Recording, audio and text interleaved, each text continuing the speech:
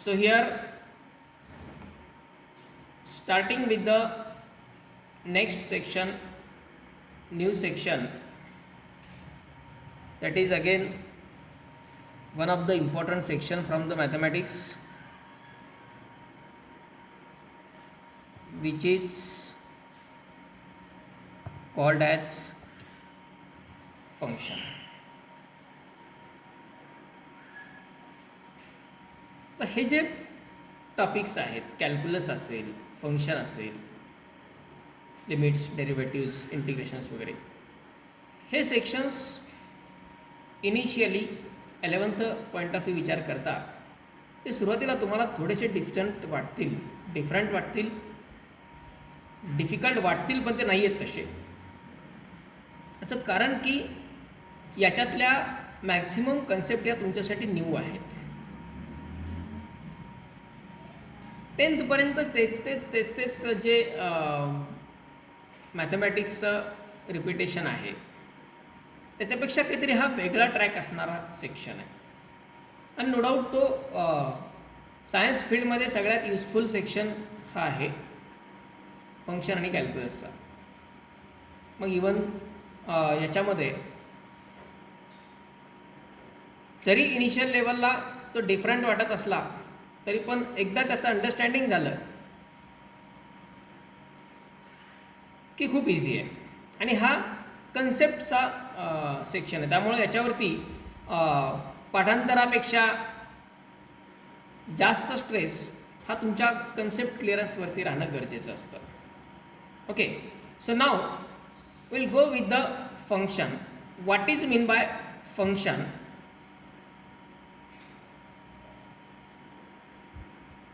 Function म्हणजे नेमकं काय, याला आपण प्रॅक्टिकली अगोदर एक्झाम्पल घेऊ आणि मग याच्या ॲक्च्युअल टॉपिककडे एंटर होऊ. ते तुम्हाला लक्षात घ्यायला जास्त सोपं जाईल. फंक्शन हा शब्द आपण आपल्या डे टू डे लाईफमध्ये भरपूर ठिकाणी बऱ्याच वेळा ऐकतो. आता ह्या कोविड सिच्युएशन्समुळं बऱ्याचशा फंक्शन्समध्ये पार्टिसिपेशन्स करणं, ते फंक्शन्स अरेंज करणं, प्रोग्राम्स वगैरे अरेंज करणं, ह्या गोष्टी सध्या बॅन्ड आहेत किंवा डिफिकल्ट जात आहेत, नो डाऊट. पण याच्या पूर्वीचा काळ आपल्याला आठवतही असेल की डिफरंट फंक्शन्स आपण पाहतो, डिफरंट फंक्शन्स अरेंज केले जातात, त्यामध्ये आपण पार्टिसिपेट होत असतो. बरोबर, हे ते फंक्शन्स तर माहीत आहेत ना सगळ्यांना? येस. हो सर. मग काही बर्थडेचे फंक्शन्स असतील किंवा काही मॅरेजचे फंक्शन्स असतील किंवा कुठल्या काही सेमिनार्सचे फंक्शन्स असतील, कुठल्या आणखी इतर काही सेरेमनी असतील, इव्हेंट्स असतील, काही इनॉग्रेशन्स असतील. बरोबर आहे, आपण हे फंक्शन विचारात घेऊ म्हणजे आपल्याला हे फंक्शन लक्षात घ्यायला सोपं जाईल. Okay,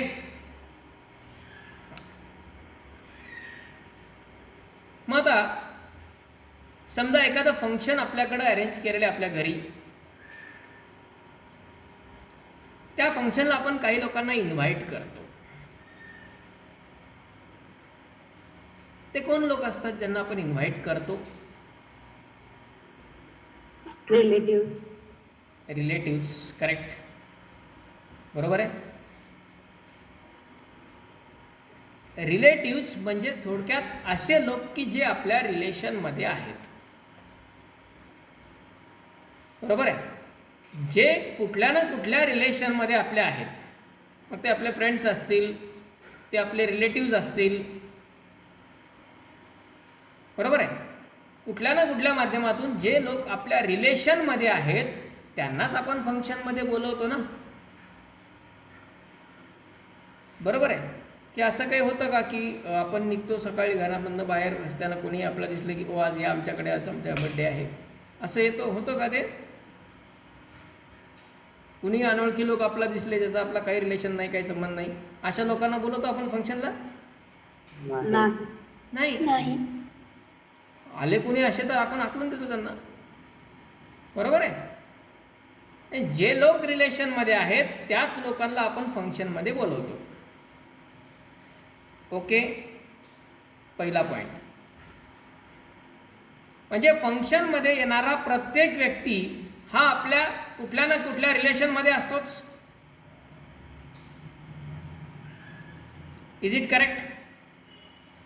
yes.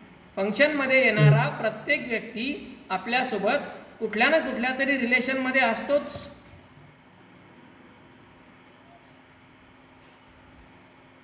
Okay, it means that every function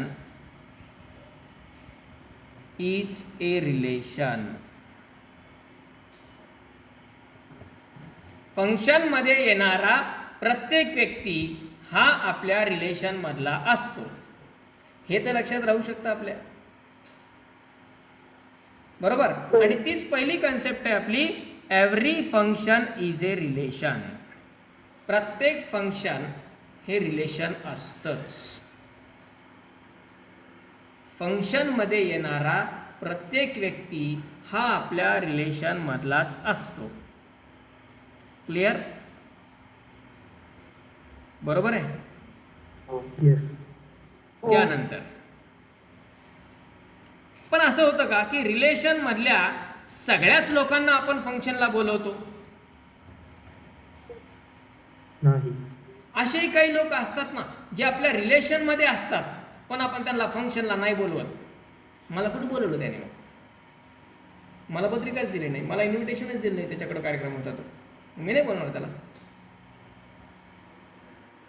बरोबर आहे ना? हो. फंक्शनमध्ये येणारे सगळे लोक रिलेशनमध्ये असतात पण रिलेशन मधल्या प्रत्येक व्यक्तीला आपण फंक्शनमध्ये बोलवतोच असं आहे का? नाही. किंवा काही वेळा, म्हणजे आत्ता जसं सांगितलं तसंही कारण नसतं, काही वेळा कारण असंही असतं की एक छोटंसं फंक्शन असतं. समजा एखादा बर्थडे सेलिब्रेशन आहे आणि एखादं मॅरेज आहे, दोन्ही फंक्शन आपल्याच घरात आहेत. ऑब्व्हियसली आपण बर्थडेला किती लोकांना बोलवणार आणि मॅरेजला किती लोकांना बोलवणार? डिफरन्स आहे की नाही? हो. बरोबर आहे. उगीच 1000 किलोमीटर डिस्टन्सवरती आपल्या कोणीतरी एक रिलेटिव्ज आहेत, खूप आपले चांगले जवळचे रिलेटिव्ज आहेत, पण त्यांना बोलवतो आपण बर्थडेसाठी या सेलिब्रेशनला? नाही. ते डिपेंडिंग ऑन फंक्शन. कुठल्या फंक्शनला कोणत्या रिलेशन मधल्या लोकांना बोलवायचं हे पण फिक्स आहे आपलं. एखादा आपला व्यावसायिक प्रोग्राम असेल, इनॉग्रल प्रोग्राम वगैरे, त्याला आपण कुठल्या रिलेशन्स मधल्या लोकांना बोलवतो. फॅमिली फंक्शन असेल त्याला वेगळ्या रिलेशन मधल्या लोकांना बोलवतो. फॅमिली फंक्शन पुन्हा ते किती लहान आहे किती मोठं आहे, छोटे छोटे प्रोग्राम्स फंक्शन्स आपण नेहमी अरेंज करत असतो. पण प्रत्येक ठिकाणी त्याच्यामध्ये होणारे जे पार्टिसिपेंट्स आहेत ते डिफरंट राहतात. बरोबर आहे. याचा अर्थ फंक्शनमध्ये आपण प्रत्येक रिलेटिव्हला बोलवतोच असं आहे का? नाही. म्हणजे every function is a relation but every relation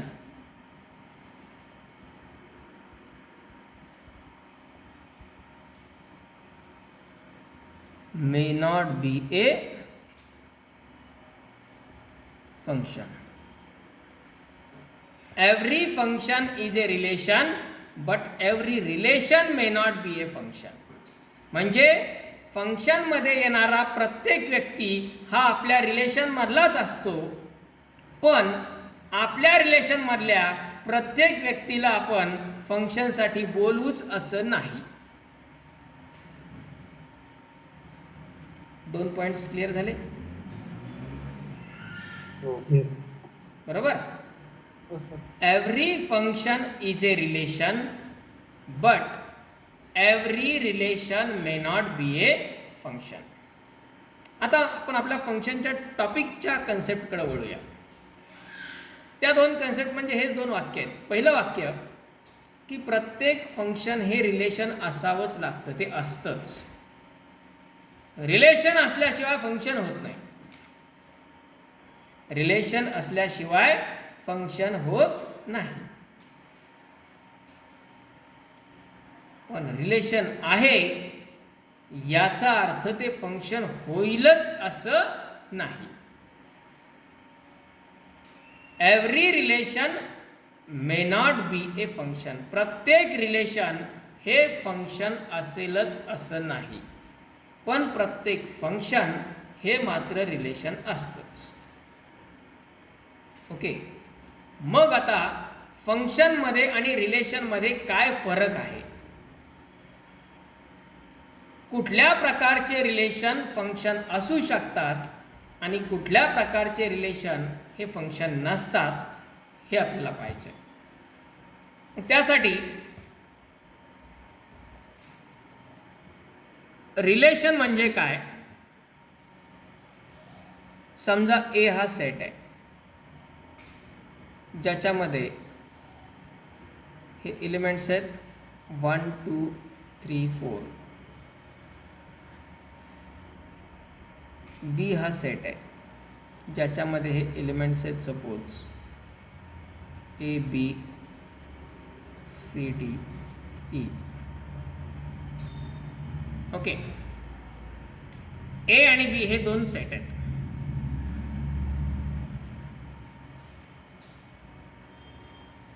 यामध्ये ए क्रॉस बी म्हणजे काय असतं?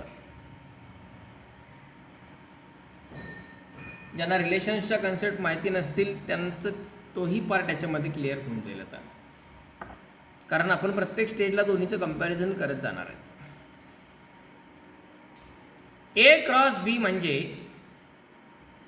कार्टेशियन प्रॉडक्ट त्याला म्हटलं जातं. हा कार्टेशियन प्रॉडक्ट म्हणजे काय? तर सेट ए मधल्या प्रत्येकाची सेट बी मधल्या प्रत्येकासोबत जोडी लिहायची म्हणजे ए क्रॉस बी. एच्या प्रत्येक एलिमेंटची बीच्या प्रत्येक एलिमेंटसोबत एक ऑर्डर्ड पेअर लिहायची. ऑर्डर्ड पेअर म्हणजे अशी पेअर, अशी जोडी की ज्यात ऑर्डर महत्त्वाची आहे, ज्यात क्रम महत्त्वाचा आहे. मग ज्यावेळी आपण ए क्रॉस बी असं लिहितो त्यावेळी त्या पेअरमध्ये पहिला एलिमेंट याचा पाहिजे, दुसरा एलिमेंट याचा पाहिजे. म्हणजे आता याच्या जर आपण जोड्या लिहायच्या म्हटलं, ऑर्डर्ड पेअर लिहायच्या म्हटलं तर त्या काय होतील? 1 ए 1 बी 1 सी 1 डी 1 ई. बरोबर, 1 ची जोडी यातल्या प्रत्येकासोबत घेतली बी मधल्या. त्यानंतर 2A 2B 2C 2D 2E. 3A 3B 3C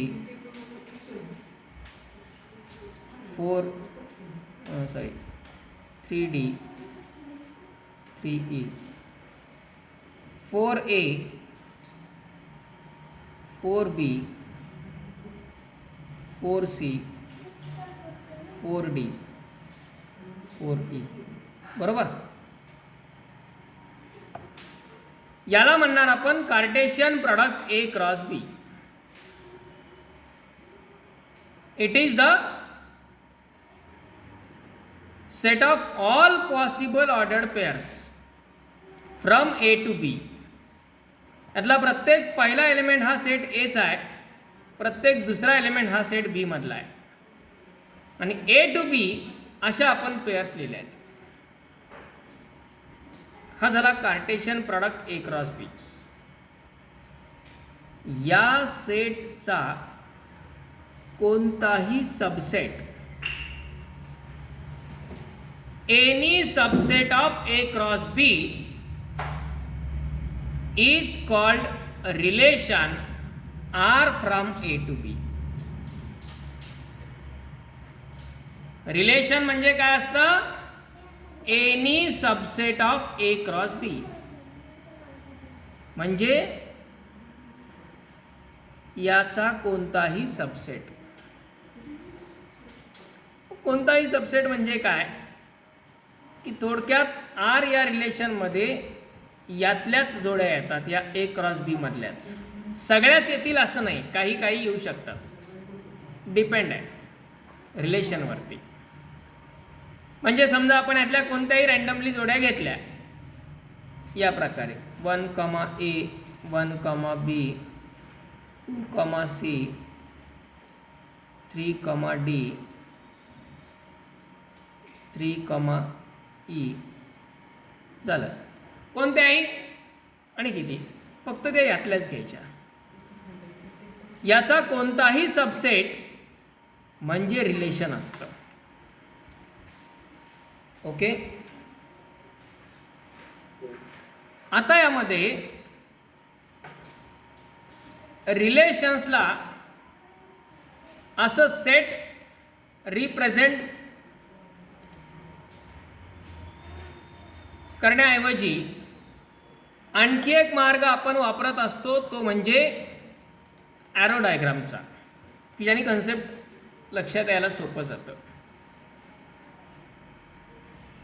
यात आपण काय करणार, समजा आता आपण काय करू, आपल्या आवश्यकतेनुसार सेट घेऊ. हे 2 सेट आहेत, समजा ए आणि बी.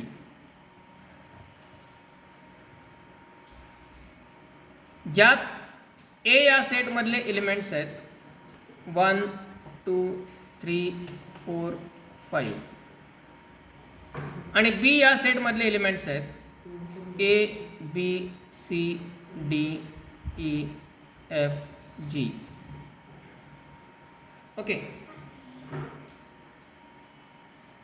Set A, set B.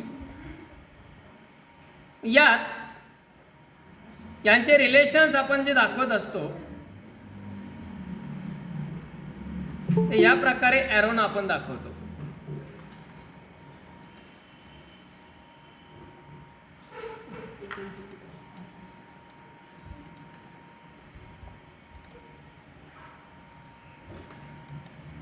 Okay.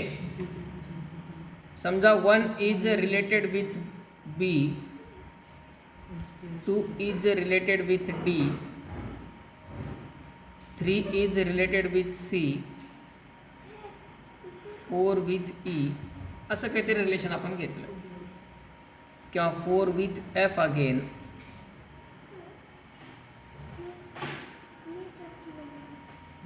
Okay. हे रिलेशन आहे. याला आपण एक एक्झाम्पल म्हणून लक्षात घेऊ, जे रिलेशन्सच्या वेळीही आपण पाहतो. समजा असं गृहीत धरा की A is the set of students 1, 2, 3, 4, 5 हे 5 स्टुडंट आहेत. And B is the set of different subjects किंवा कोर्सेस. स्टुडंट आणि सब्जेक्ट यांच्यामध्ये रिलेशन असतं स्टडीचं, बरोबर आहे. स्टुडंट आणि सब्जेक्टमध्ये रिलेशन येतं स्टडीचं. आपण या रिलेशनला रीड कसं करू शकतो की student number 1 is related to subject B, student number 2 is related to subject D, 3 is related to subject C. Likewise, student number 4 is related to 2 subjects E and F. म्हणजे कुठला student कोणत्या सब्जेक्टचा study करतोय त्यानुसार आपण हे relation पाहतो. आता ह्या रिलेशनचेही आपण टाईप माहिती आहेत आपल्याला. 1 to 1 relation, 1 to many relation, many to 1 relation आणि many to many रिलेशन.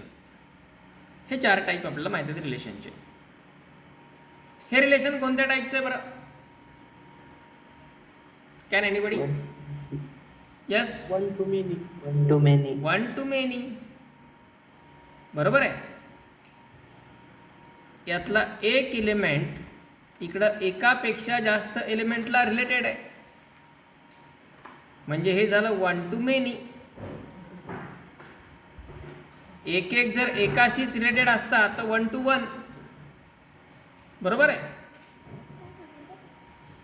हे रिलेशन आहे, that is relation R from A to B. आता आपल्याला बघायचे फंक्शन ते कसं डिफाईन होतं.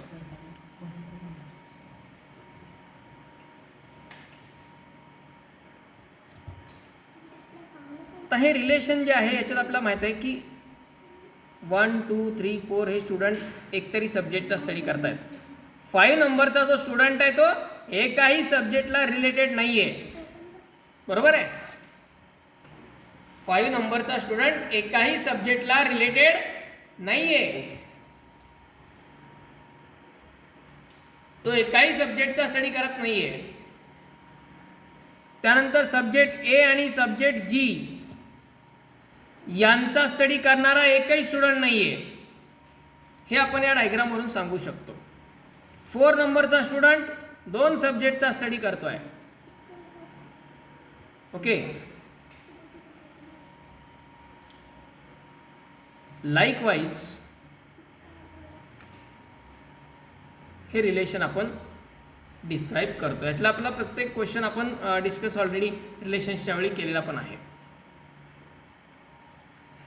Now about the function. Function कशाला म्हणायचं? A function F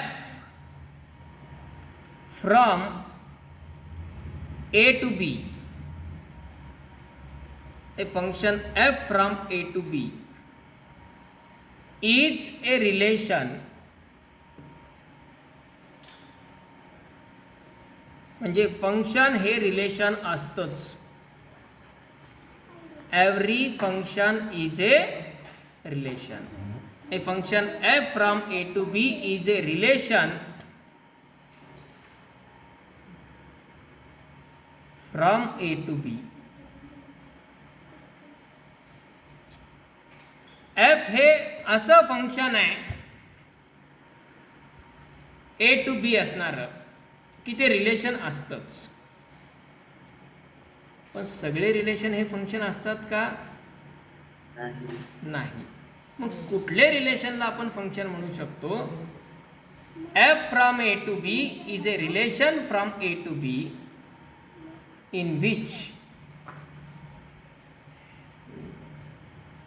in which every element of set A is related to only one element of set B. असे relation की ज्यामध्ये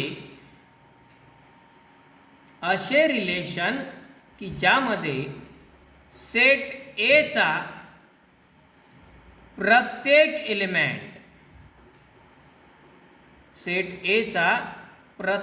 एलिमेंट हा सेट बी च्या फक्त एकाच एलिमेंट सोबत रिलेटेड असतो.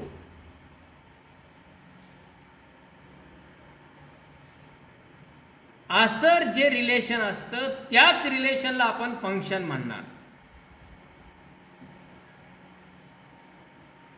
ज्या रिलेशन मधला सेट ए चा प्रत्येक एलिमेंट हा सेट बी च्या एकाच एलिमेंट सोबत रिलेटेड असतो. ज्या रिलेशन मध्ये सेट ए चा प्रत्येक एलिमेंट हा सेट बी च्या एकाच एलिमेंट सोबत रिलेटेड असतो त्या रिलेशनला म्हटलं जातं फंक्शन.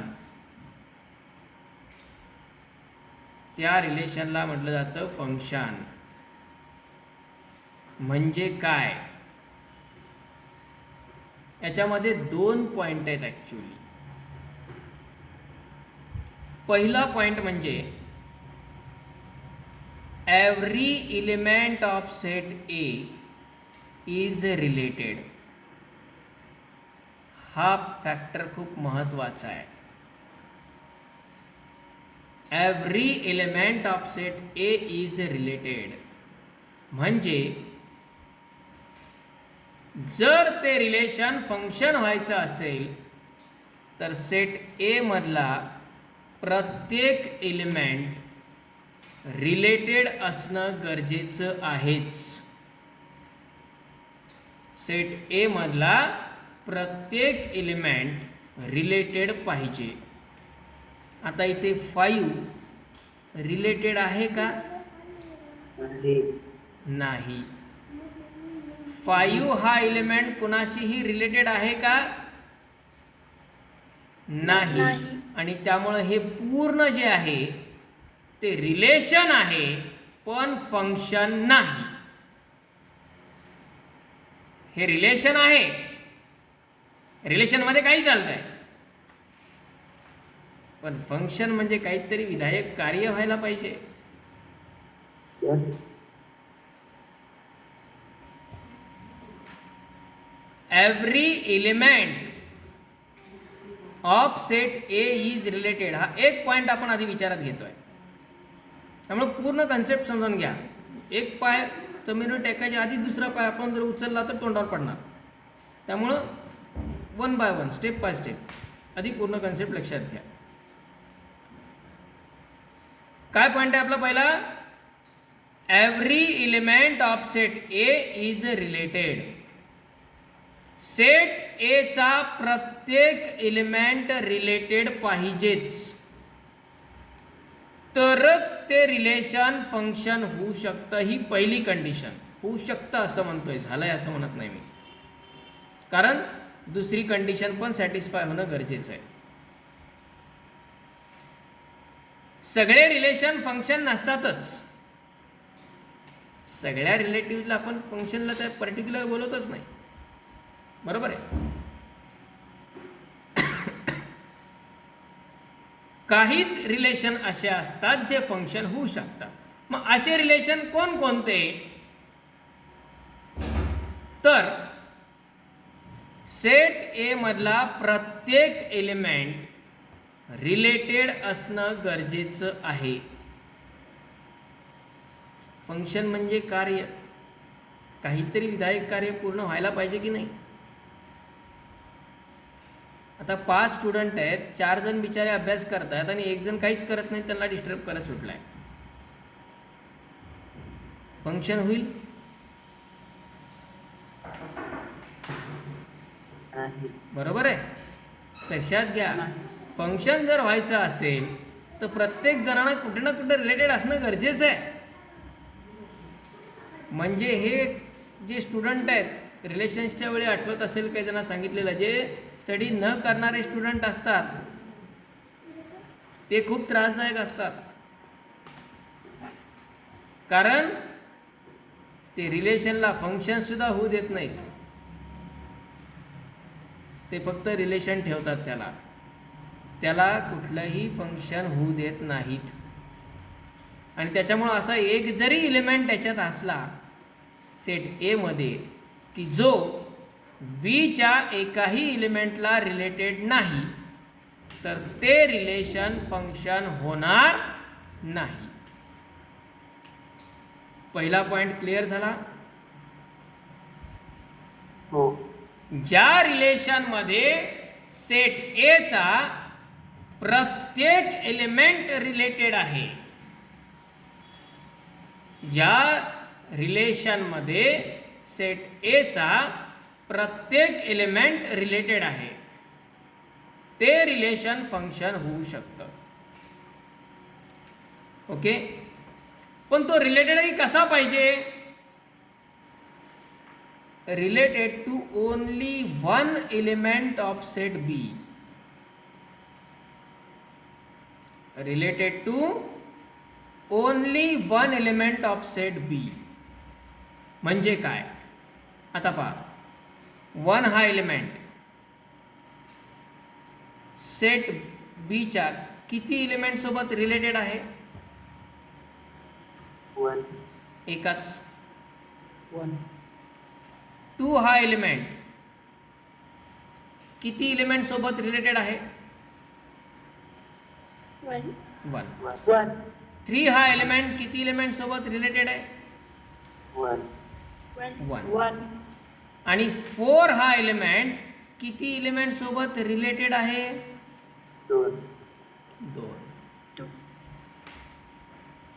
बरोबर आहे. म्हणजे आता समजा 5 हा एलिमेंट आपण घेतला रिलेटेड टू जी, त्यालाही अभ्यास करायला लावलं.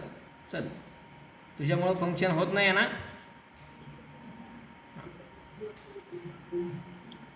आता हे फंक्शन होईल का? नाही. होईल का? नाही. का नाही होणार? 4 हा 2 एलिमेंटला जोडलाय. 4 हा एलिमेंट 2 एलिमेंटला रिलेटेड आहे. 4 हा एलिमेंट ई आणि एफ या 2 एलिमेंटला जोडलेला आहे. फंक्शन होणार नाही. मग समजा स्टुडंट सब्जेक्ट जर आपण असं म्हटलं, समजा असं गृहीत धरा हा स्टुडंट नंबर 4 आहे, तो ॲट ए टाइम दोन्ही सब्जेक्टचा स्टडी करतोय. बरोबर आहे. म्हणजे तुम्ही लॉग इन केलं आहे मोबाईलवरून, तुमच्या मॅथ्सचं लेक्चर सध्या सुरू आहे, तुमच्याकडे दुसरा मोबाईल आहे, त्याने लगेच लॉग इन केलं आहे फिजिक्सच्या लेक्चरला, दोन्ही कानात 2 हेडफोन टाकलेत. होणार आहे स्टडी? नाही. फंक्शन होईल? काही कार्य होईल? नो. बरोबर. म्हणजे इथे 1 to many चालत नाही. 1 to many चालत नाही. यातला प्रत्येक एलिमेंट हा एकाच एलिमेंटला रिलेटेड पाहिजे.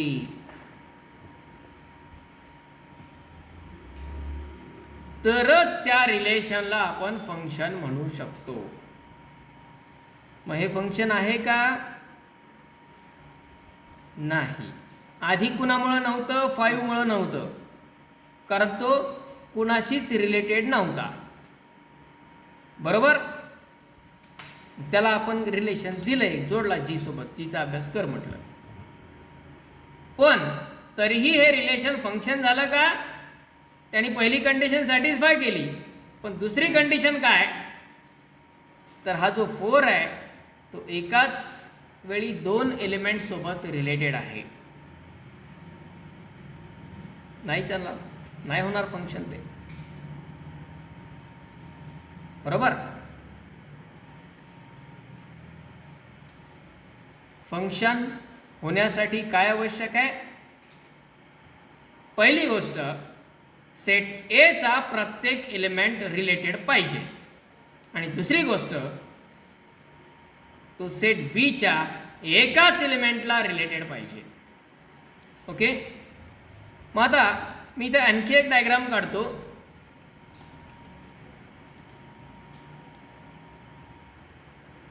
या डायग्राम मधले जे 2 सेट आहेत,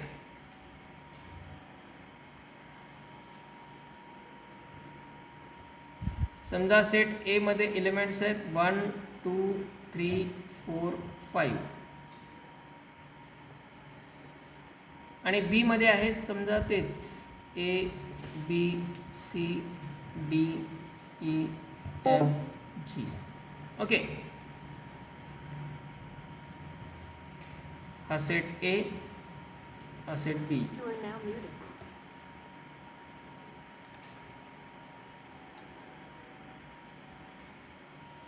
त्यानंतर सपोज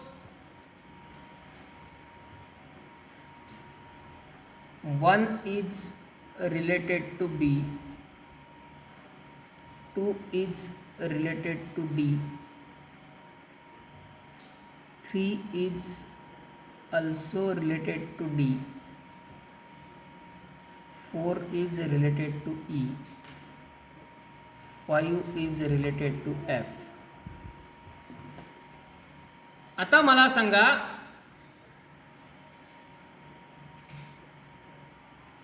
हे फंक्शन होईल का?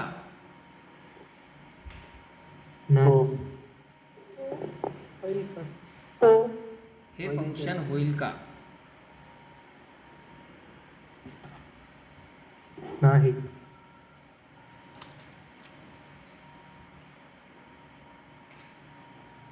यस.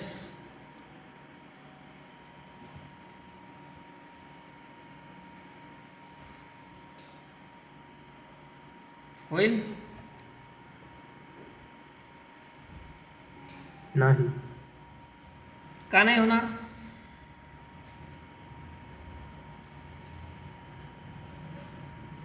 न होण्याचं काय कारण? बी सेट मधल्या बी एलिमेंटला 2 जण रिलेटेड आहे. हां, मग त्यांनी काय प्रॉब्लेम आहे?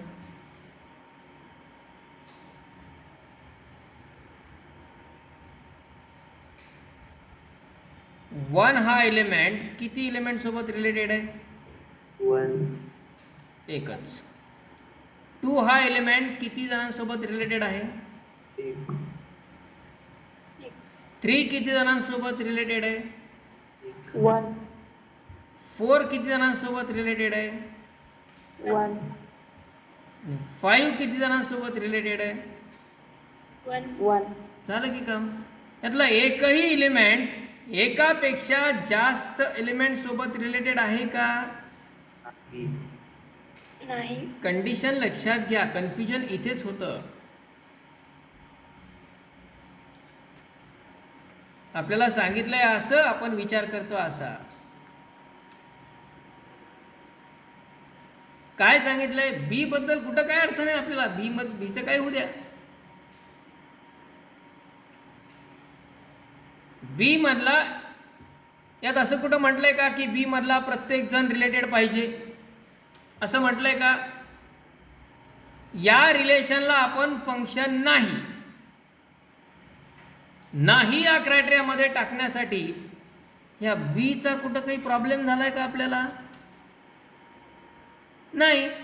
आधी या 5चा झाला, जो की ए मधला आहे, तो कुठल्याच एलिमेंटला रिलेटेड नव्हता, म्हणून ते फंक्शन होत नव्हतं. नंतर हा आला, तो 2 एलिमेंटला रिलेटेड आहे, म्हणून ते फंक्शन नाही झालं. या एचा काही प्रॉब्लेम झाला का? यातल्या बी या सेट मधल्या दुसऱ्या कुठल्या एलिमेंटचा काही प्रॉब्लेम झाला का? नाही झाला.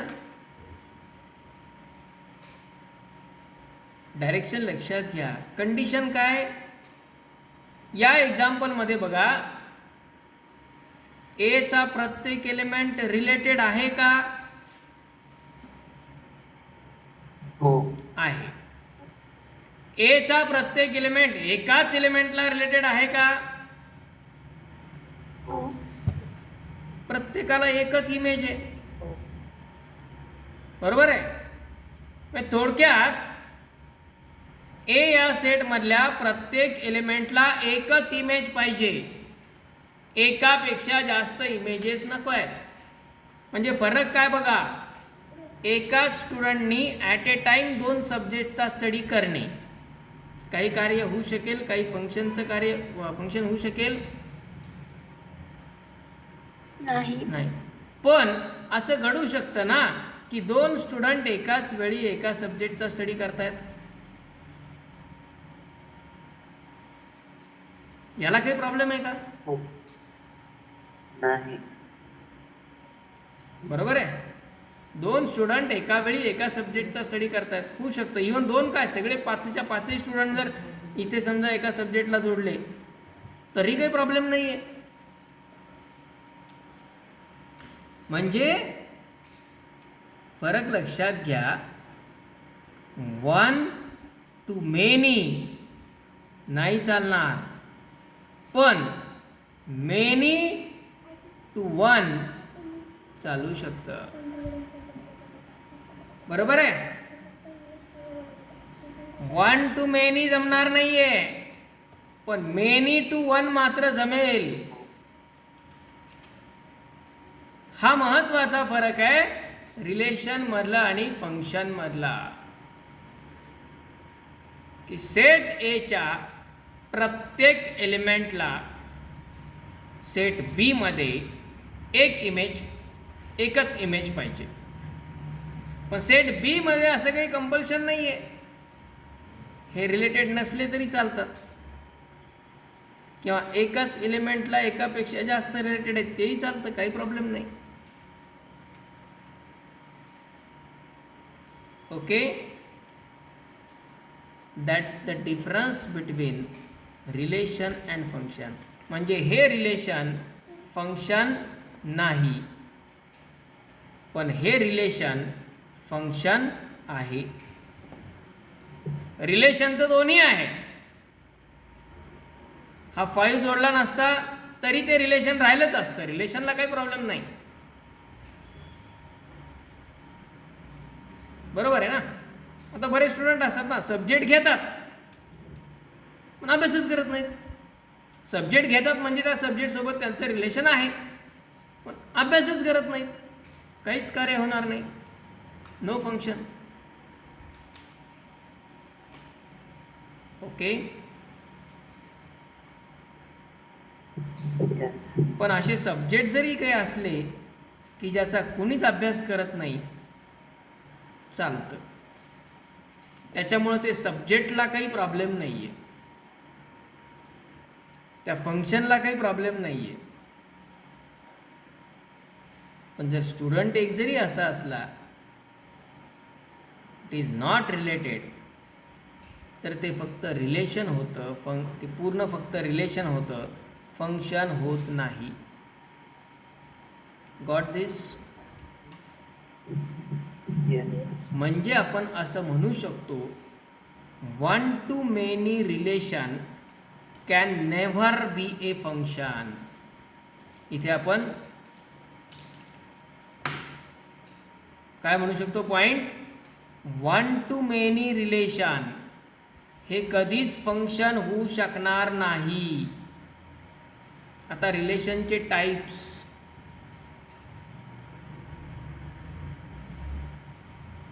बरोबर आहे. 1 to 1, 1 to many, many to 1 आणि many to many, असे 4 टाईप आहेत. त्यावरती आपण जाऊया. पण त्यापूर्वी ह्या फंक्शनमध्ये असणाऱ्या काही टर्म्स आता पुन्हा एकदा त्याच टर्मांच्या रिलेशनमध्ये होत्या. फंक्शन कधी होतं कधी असतं ते कळलं. आता फंक्शन असण्यासाठी काय गरज आहे? ए चा प्रत्येक एलिमेंट रिलेटेड पाहिजे. इकडं कुणीच रिकामा नको आहे. इकडं रिकामे असले तर चालतील, आणि यातल्या प्रत्येकाला एकच इमेज पाहिजे. हे 1 to many असलं चालत नाही. ओके. आता ह्या फंक्शनमध्ये सेट ए चा जो प्रत्येक एलिमेंट आहे, आता प्रत्येकच एलिमेंट रिलेटेड असणार ना, बरोबर आहे. सेट ए चा जो प्रत्येक एलिमेंट आहे तो रिलेटेडच असणार फंक्शन आहे म्हटल्यानंतर त्या प्रत्येक रिलेटेड एलिमेंटला म्हटलं जातं प्री इमेज. रिलेशनमध्येही तेच म्हटलं जातं. सेट ए मधल्या रिलेटेड एलिमेंटला आपण काय म्हणतो? प्री इमेज म्हणतो.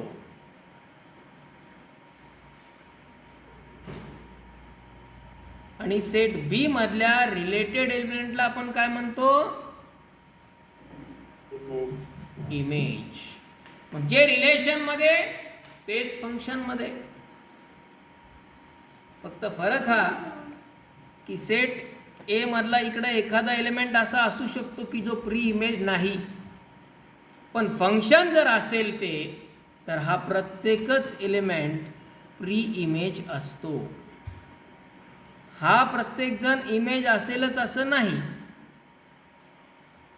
पण यातला प्रत्येक जण प्री इमेज असतो फंक्शनमध्ये. त्यामुळं याची मीनिंग, याचं डेफिनेशन रिलेशनमध्ये फंक्शनमध्ये काही बदलत नाही, अर्थ बदलत नाहीत. ए या सेटमधल्या रिलेटेड एलिमेंटलाच आपण काय म्हणतो? Pre image. आणि बी या सेटमधल्या रिलेटेड एलिमेंटला म्हटलं जातं इमेज. म्हणजे थोडक्यात B is image of 1. B is image of 1, किंवा आपण असं म्हणू शकतो 1 is preimage of B. 1 is preimage of बी.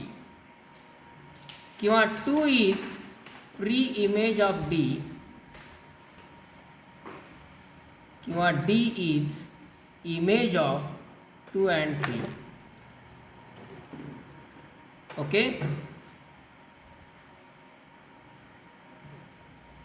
त्यानंतर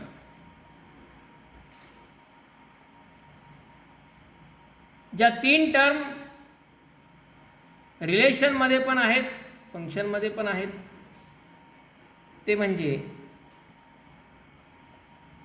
डोमेन, रेंज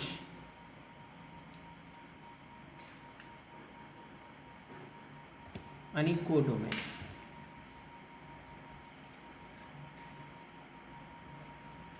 डोमेन म्हणजे काय असतं बरं रिलेशनमध्ये? Related element of set A. Related element of set A. बरोबर आहे. आता पहा फरक. रिलेशनमध्ये डोमेन म्हणजे काय असतं? It is the set of related elements in A. A मधल्या फक्त रिलेटेड एलिमेंटचा तो सेट असतो. ओके. आता फंक्शनमध्ये डोमेन म्हणजे काय बघा, मी डिफाईन करतो. Domain of the function. Domain of the function f from a to b is set A. आता इथून गडबड व्हायला सुरू होतात, जे कन्फ्युजन क्रिएट होतात क्वेश्चनमध्ये वगैरे, ते याच्या ठिकाणी होतात. रिलेशनचा डोमेन वेगळा डिफाईन केला, फंक्शनचा डोमेन वेगळा डिफाईन केला. रिलेशनमध्ये आपण काय म्हटलं? The set of related elements in A is called domain. आणि फंक्शनमध्ये काय म्हणतोय? अख्खा ए म्हणजेच डोमेन.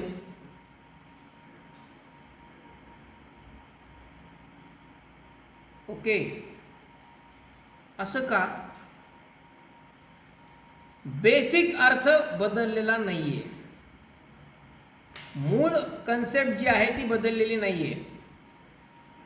फंक्शनमध्ये आपण कंप्लीट सेट ए असं म्हणू शकतो, कारण जर ते फंक्शन आहे तर सेट ए मधल्या प्रत्येक एलिमेंटला रिलेटेड असावंच लागणार आहे. बरोबर. रिलेशनमध्ये जसं एखादा एलिमेंट असा सापडू शकतो की जो कुठंच रिलेटेड नाही, असा एलिमेंट ए मध्ये सापडू शकतो एखादा. कुठं? रिलेशनमध्ये. पण फंक्शनमध्ये असा एखादा नॉन रिलेटेड एलिमेंट असेल का? नाही.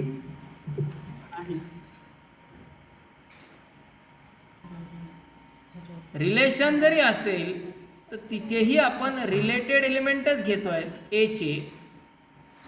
फंक्शन जरी असेल तर तिथंही आपण ए चे रिलेटेड एलिमेंटच घेतोय.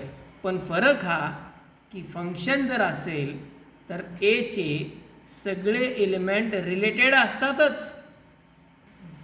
आणि त्यामुळं डोमेन ऑफ द फंक्शन म्हणजेच काय? सेट ए. त्यामुळं कन्फ्युजन त्यात नाही व्हायला पाहिजे. बेसिक अर्थ सेम आहे. फक्त तो पुढे चालून आपल्याला जास्तीत जास्त प्रमाणात जे डोमेन आणि रेंज शोधायचे ते फंक्शनचे शोधायचेत. आणि म्हणून related element of set A, related element of set A याची गरज नाही. For the function f from A to B, set A is called domain and B is called codomain. आधी दोन डेफिनेशन सोपे ओळखून टाकू. जर f from A to B हे फंक्शन असेल तर त्या फंक्शनचा डोमेन म्हणजे सेट ए आणि को डोमेन म्हणजे set B. Clear? Domain set A, codomain set B. A चे सगळे एलिमेंट म्हणजे डोमेन, बी चे सगळे एलिमेंट म्हणजे कोडोमेन. कुणासाठी? फंक्शनसाठी.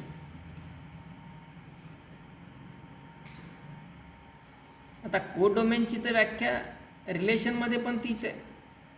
हा सगळा सेट बी म्हणजे कोडोमेन, ते रिलेशन असू द्या की फंक्शन असू द्या.